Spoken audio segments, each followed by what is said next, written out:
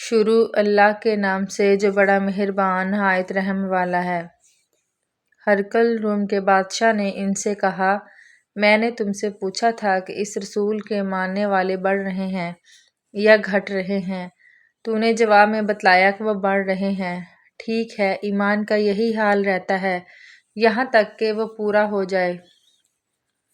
اور میں نے تجھ سے پوچھا تھا، کوئی اس کے دین میں آ کر پھر اس کو برا جان کر پھر جاتا ہے؟ تو نے کہا نہیں۔ اور ایمان کا یہی حال ہے، جب اس کی خوشی دل میں سما جاتی ہے تو پھر اس کو کوئی برا نہیں سمجھ سکتا۔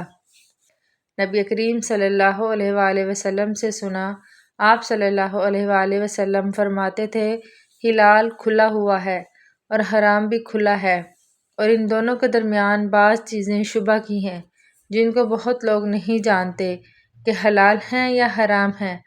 پھر جو کوئی شبہ کی چیزوں سے بچ گیا اس نے دین اور عزت کو بچا لیا، اور جو کوئی ان شبہ کی چیزوں میں پڑ گیا اس کی مثال اس چرواہے کی ہے جو شاہی محفوظ چراگاہ کے آس پاس اپنے جانوروں کو چرائے۔ وہ قریب ہے کہ کبھی اس چراگاہ کے اندر گھس جائے اور شاہی مجرم قرار پائے۔ سن لو، مہر بادشاہ کی ایک چراگاہ ہوتی ہے۔